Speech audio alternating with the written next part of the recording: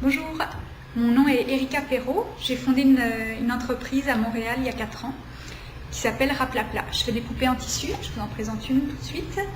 Elle s'appelle Catherine, celle-ci. Je vais vous montrer comment la coiffer. Toute une technique. Je lui aplatit bien les cheveux et la voilà. C'est les poupées Raplapla qui sont destinées à des enfants. Voilà, je viens d'ouvrir une boutique dans le Myland à Montréal où je vends mes produits, quelques produits d'autres personnes. Donc l'entreprise grandit tranquillement, les affaires vont bien. Je travaille de plus en plus à l'extérieur de Montréal également. Paradoxalement, j'ai la boutique ici, mais j'ai beaucoup de ventes, ventes en gros à l'extérieur de Montréal et ventes à des clients particuliers. Donc je vais vous parler de mon utilisation d'Internet.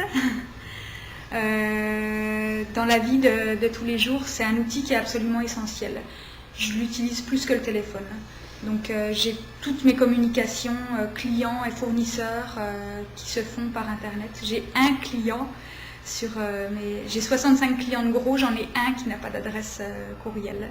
Ça donne un peu une idée de l'ampleur que ça peut prendre, hein. Donc je l'utilise, comme je disais, dans les communications quotidiennes. Je l'utilise pour payer mes factures également. De plus en plus de fournisseurs offrent ça, comme pour le téléphone. Cooptel propose soit de recevoir la facture en ligne, sinon on paye $1 de plus pour avoir la facture papier. Ils incitent beaucoup les clients à abandonner la facture papier envoyée par la poste. Donc moi j'adhère complètement à ce fonctionnement-là. Ça permet de fonctionner plus rapidement et puis d'avoir une empreinte écologique plus intéressante, disons, de la réduire. Sinon j'utilise Internet également pour les ventes. J'ai développé l'an dernier deux mini-boutiques en ligne avec un site américain qui s'appelle Big Cartel.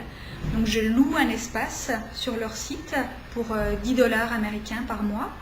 Et là, je configure cet univers-là selon mes couleurs, mes logos, et puis avec mes textes évidemment, mes prix, dans la devise de mon choix. C'est pour ça que je disais que j'en avais deux.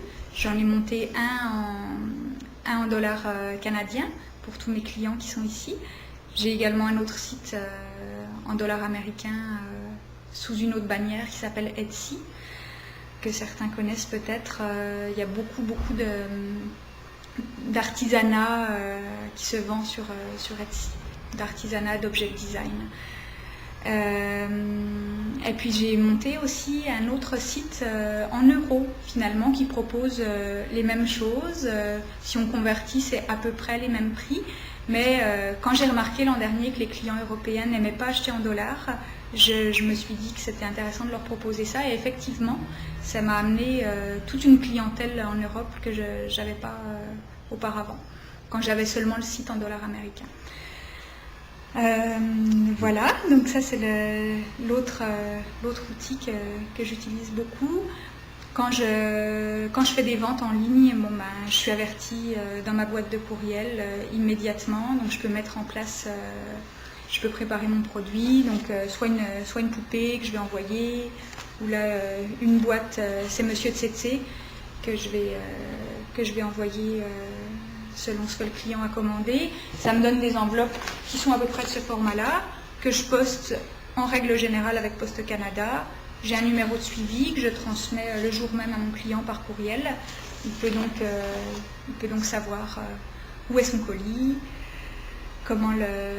quel jour il va pouvoir le récupérer, etc. Donc je communique avec mes clients essentiellement par courriel.